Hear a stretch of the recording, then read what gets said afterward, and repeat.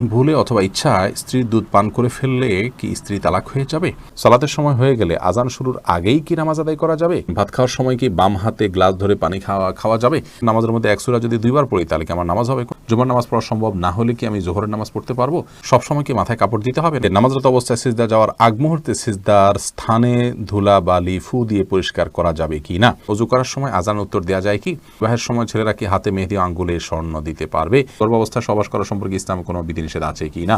কোনো ঘরে প্রাণীর ছবি থাকলে নামাজ হয় না, বিকল্প ব্যবস্থা না থাকলে কি করব? বাচ্চা হওয়ার আগেই তার নাম ঠিক করে রাখা যাবে কিনা? আমি মানত করেছিলাম সুস্থ হলে 500 টাকা দান করব, কিন্তু মনে নেই এতিমকে না মাদ্রাসা, এখন কি করব? কাফনের কাপড় নাকি দরদাম করে কেনা যায় না, কতটা শরীয়তসম্মত? আমি একজন গৃহিণী, প্রতিদিন সংসারের অনেক কাজ করা হয়, এই কাজ করে কিভাবে সওয়াব অর্জন করতে পারবো? মানে সংসারের কাজকে কিভাবে ইবাদতে রূপান্তরিত করতে পারি? বিলম্ব না করে চলুন আমরা আপনাদের প্রশ্ন উত্তর দেওয়ার পালায়। শরীফুল ইসলাম, আপনি আমাদের ইউটিউব চ্যানেলে প্রশ্ন করেছেন কাফনের কাপড় নাকি দরদাম করে কেনা যায় না, কতটা শরীয়তসম্মত? এই মাসালা হয়তো কোনো কাপড়ের ব্যবসায়ী তার সুবিধার জন্য আবিষ্কার করছে কিনা, আল্লাহ আলাম। কারণ হলো এই ধরনের মাসআলা থাকলে তো কাফনের কাপড়ের বিক্রেতা যারা তারা লাল হয়ে যাবে, যে কোনো দাম চাইবে, আপনি দরদাম করতে পারবেন না। মূলত এরকম কোনো কথা কোনো দেশে বলা হয়নি। অন্য 10টি জিনিসের মতো কাফনের কাপড়ও আপনি দরদাম করে কিনতে পারবেন, কোনো অসুবিধা নেই। এস এম রেজওয়ানুল খান, আপনি লিখেছেন উভয় পক্ষের বাবা মা বেঁচে না থাকলে বিবাহের নিয়ম তরিকা কি হবে? অভিভাবক হিসাবে বড় ভাই আছেন, বড় ভাই না থাকলে চাচা আছেন, পরবর্তী যে স্টেপের অভিভাবক আছেন সে সমস্ত অভিভাবকদের মাধ্যমে বিবাহের অ্যারেঞ্জ করবেন। এরপরে সুমাইয়া আক্তার সুমা, আপনি লিখেছেন কোনো ঘরে প্রাণীর ছবি থাকলে নামাজ হয় না, বিকল্প ব্যবস্থা না থাকলে কি করব? যদি বিকল্প ব্যবস্থা না থাকে তাহলে সেক্ষেত্রে ওই প্রাণীর ছবিকে ডেকে নামাজ পড়বেন।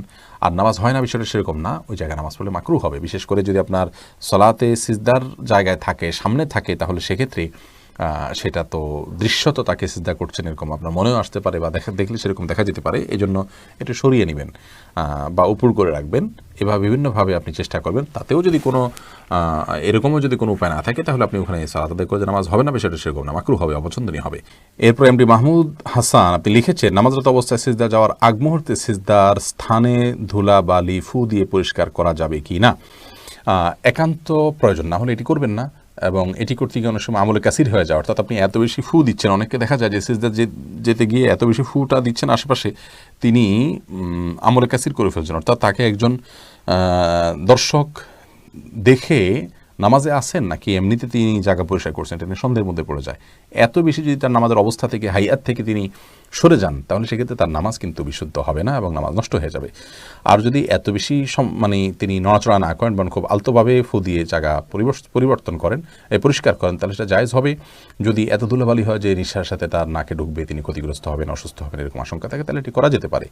হাত দিয়ে একটু সরা দিলেন বা আপনি নাক দিয়ে ফু দিলেন, এটি জায়েজ আছে। কিন্তু একান্ত যদি জরুরি না হয়, তাহলে শুধুমাত্র সূচিবায়ের কারণে বা অতি শৌখিনতার কারণে এমনটি করা সালাতের যে সৌন্দর্য সেটাকে নষ্ট করে দেয়। আয়েশা সিদ্দিকা রিনি আইডি থেকে লিখেছেন, আমি মানত করেছিলাম সুস্থ হলে 500 টাকা দান করব, কিন্তু মনে নেই এতিমকে না মাদ্রাসা, এখন কি করব?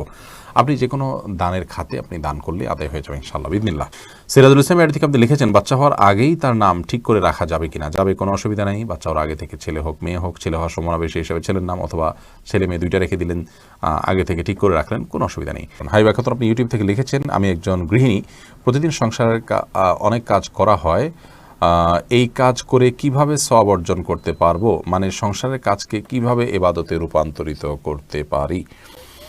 দেখুন, একজন গৃহিণী তার সাংসারিক কাজকে ইবাদতে রূপান্তর করবার জন্য তার প্রথম কাজ হলো প্রত্যেকের হক যথাযথভাবে আদায় করা, সন্তানকে সঠিকভাবে লালন পালন করা, আল্লাহর সঙ্গে পরিচিত করানো, আল্লাহর নির্দেশে পরিচালনা করা, তাদেরকে সালাতে শিক্ষা দেওয়া, ইসলামী ভাবধারা শিক্ষা দেওয়া, স্বামীকে তার হকগুলো আদায় করা। নবী সাল্লাল্লাহু আলাইহি ওয়াসাল্লাম বলেছেন, ওই মহিলা সবচেয়ে ভালো, শ্রেষ্ঠ, উত্তম, যাকে দেখে তার স্বামী সন্তুষ্ট থাকেন, দেখলে তার ভালো লাগে। এভাবে তিনি চলাফেরা করেন। অনেক হাদিসে আসছে, নবী সাল্লাল্লাহু আলাইহি ওয়াসাল্লাম বলেছেন, ইযা সাল্লাতিল মারআতু খামসাহা ওয়া সামাত শাহরাহা ওয়া আতাআত বা'লাহা ওয়া হাফিজাত ফারজাহা, যে মহিলা 5 ওয়াক্ত সালাত আদায় করেন এবং সিয়াম পালন করেন, তার স্বামীর আনুগত্য করেন, লজ্জাস্থান হেফাজত করেন, সে জান্নাতের যে কোনো দরজা দিয়ে প্রবেশ করতে পারবে। তো এই কাজগুলো করার পাশাপাশি আপনি আপনার যখন গৃহস্থলী কাজ করবেন, তখন আপনি আল্লাহর জিকির করলেন, সব কাজ বিসমিল্লাহ বলে করলেন, এবং নিজের আমলগুলো সব ঠিকঠাক রাখলেন। অহেতুক অনর্থক কাজ, মোবাইল ইত্যাদি, টেলিভিশন ইত্যাদিতে অহেতুক প্রোগ্রাম ইত্যাদি দেখা, বা হারাম জিনিসের দেখা থেকে আপনি নিজেকে বিরত রাখলেন, যথাসময় পর্দার মধ্যে থাকলেন, নিজের পবিত্রতা নিজে রক্ষা করার চেষ্টা করেন, ইনশাআল্লাহ বিদিনিল্লাহ এর মাধ্যমে আপনি গৃহিণী হয়েও আল্লাহ তাআলার প্রিয় পাত্র হতে পারেন এবং আপনার গৃহস্থলী কাজগুলোকে এভাবে আপনি পরিণত করতে পারবেন। মোহাম্মদ নাহিদুল ইসলাম আপনি লিখেছেন, অজু করার সময় আজান উত্তর দেওয়া যায় কি? অজু করার ফাঁকে ফাঁকে আপনি যদি পানি অপচয় করা ছাড়া আজানের জবাব দিতে পারেন তো অবশ্যই দিতে পারেন। তবে মোহাম্মদ হাসান আপনি লিখেছেন, গর্ভাবস্থায় সহবাস করা সম্পর্কে ইসলামে কোনো বিধিনিষেধ আছে কি না? না, গর্ভাবস্থায় সহবাস করার পরে ইসলামের কোনো বিধিনিষেধ নাই।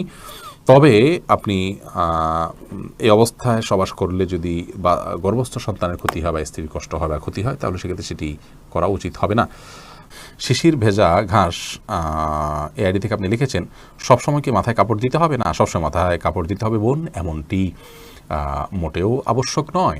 আপনি পরপুরুষের সামনে গেলে বা সে আপনাকে দেখে ফেলতে পারে এরকম হলে সেক্ষেত্রে মাথায় কাপড় নয়, শুধুমাত্র আপনি আপনার সৌন্দর্য ঢাকবেন, মাথার কাপড়কে আরও টেনে দিয়ে আপনার সৌন্দর্য এবং রূপ লাবণ্য এগুলোকে ঢেকে তার সামনে যাবেন।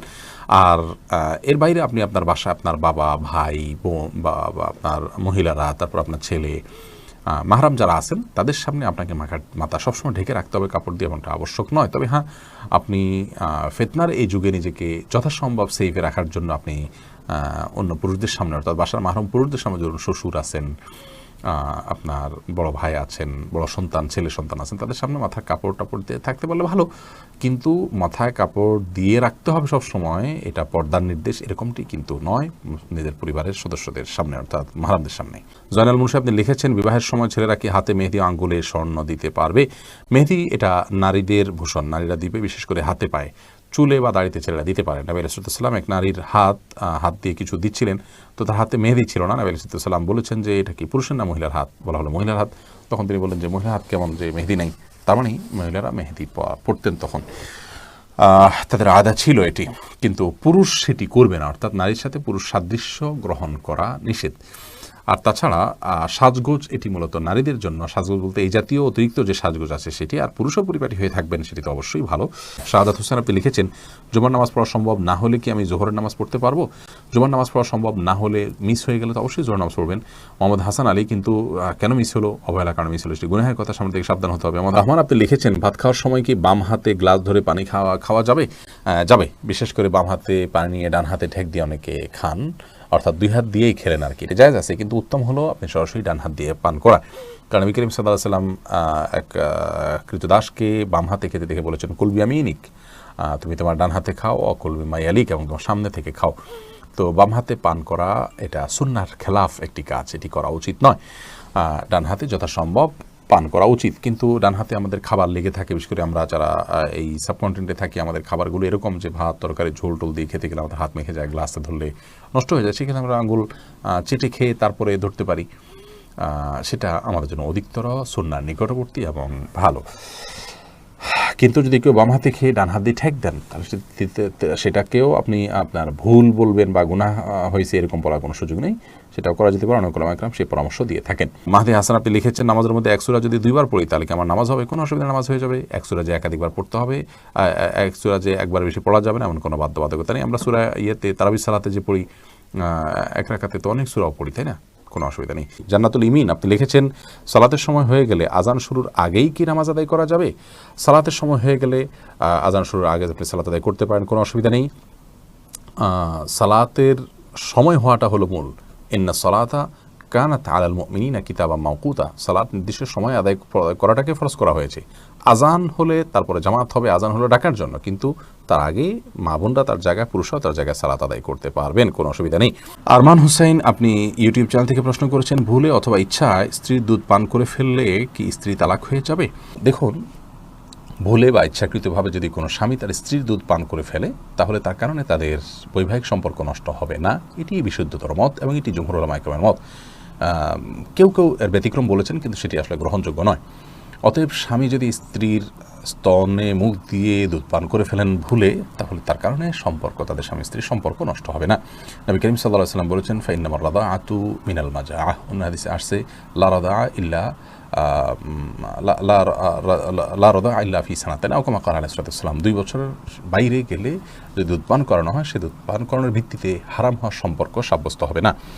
এবং এ বিষয়ে দুরুল মুখতারের মধ্যেও স্পষ্ট ফতোয়া রয়েছে, এবং প্রয়োজন ছাড়া আপনার প্রয়োজন ছাড়া আপনার একজন মানুষ অহেতুক কর্মকাণ্ড থেকে যথাসম্ভব, বিশেষ করে যেখানে নানা রকমের রিস্ক আছে, নানা রকমের আপনার সুবিধা অসুবিধার দিক সেখানে চলে আসতে পারে, এই ধরনের বিষয়ে মানুষ যথেষ্ট সাবধান এবং সচেতন হতে হবে।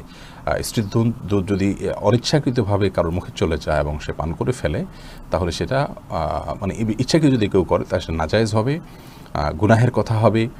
যদিও কোনো কাম জায়েজ বলেছেন, কিন্তু নাজায়েজ এবং গুনাহ হবে, এই মতটি অধিকতর শক্তিশালী। সাবির আহমেদ আপনি আইডি থেকে লিখেছেন, মসজিদে না গিয়ে নিয়মিত নিজের ওয়াইফের সাথে ঘরে জামাতে নামাজ আদায় করা কি সঠিক হবে? মোটেও সঠিক হবে না ভাই সাব্বির। কারণ হলো আমাদেরকে আল্লাহ রাব্বুল আলামিন যে দিন দিয়েছেন, এই দিনে 5 ওয়াক্ত সালাত হলো সবচেয়ে গুরুত্বপূর্ণ আমল। আর এই 5 ওয়াক্ত সালাত পুরুষদের জন্য মসজিদে গিয়ে সালাত আদায় করার নির্দেশনা আমাদেরকে দেওয়া হয়েছে। নবী সাল্লাল্লাহু আলাইহি ওয়াসাল্লাম বলেছেন, 3 ব্যক্তি যাদের ব্যাপারে আল্লাহ রাব্বুল আলামিন নিজে জামিন এবং জিম্মাদার হয়ে যান, তাদের মধ্যে এক ব্যক্তি হলেন ওই ব্যক্তি যে মসজিদে যাতায়াত করে সালাত আদায় করার জন্য। অন্য এক হাদিসে নবী আলাইহিস সালাম বলেছেন, আলা আদুল্লুকুম আলা মা ইয়ামহুল্লাহু বিল খাতায়া ওয়া ইয়ারফাউ বিহিদ দারাজাত, আমি তোমাদেরকে এমন আমলের কথা বলে দিব না যে আমলের কারণে আল্লাহ তাআলা তোমাদের মর্যাদা বৃদ্ধি করবেন এবং তোমাদের ভুল ত্রুটি এগুলোকে মাফ করে দিবেন। সেই প্রশ্নের পর সাহাবীরা বলেছে, অবশ্যই বলি ইয়া রাসূলুল্লাহ। তখন নবী সাল্লাল্লাহু আলাইহি ওয়াসাল্লাম যে আমলগুলোর কথা বলেছেন তার মধ্যে একটা আমল হলো মসজিদে যে ঘন ঘন যায়। তো মসজিদে যাওয়া, মসজিদে গিয়ে সালাত আদায় করার জন্য নির্দেশ আমাদেরকে দেওয়া হয়েছে। আর জামাতের আয়োজনটা মসজিদে হবে পুরুষদের জন্য, এতেই জামাতের যে উদ্দেশ্য সেটা সাধিত হবে। বাসায় আপনি যদি আপনার স্ত্রীকে নিয়ে জামাত নিয়মিত করেন, অথচ আপনার হাতের নাগালে আশেপাশে মসজিদ থাকে, তাহলে আপনার এই কাজটি উচিত হবে না, সঠিক হবে না।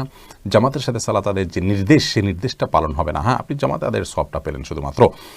অবশ্য এ বিষয়ে রদ্দুল মুখতারের যে ফতোয়া রয়েছে, সেই ফতোয়া যদি আমরা সামনে রাখি, তাহলে সেক্ষেত্রে দেখতে পাই যে যদি আপনার পরিবার পরিজনের সদস্য যারা আছেন তাদেরকে নিয়ে আপনি জামাতের আয়োজন করেন, ধরুন মসজিদ দূরে, আপনি আপনার বাসা বাড়িতে বা আপনার বিল্ডিংয়ে যারা আছে তাদেরকে নিয়ে আপনি সালাতের আয়োজন করলেন, জামাতের আয়োজন করলেন সবাইকে নিয়ে, তাহলে এটা মাকরুহ হবে না। কিন্তু সেক্ষেত্রেও মসজিদে জামাতের সাথে সালাত আদায় করাকে আফদল বলা হয়েছে রদ্দুল মুখতারে।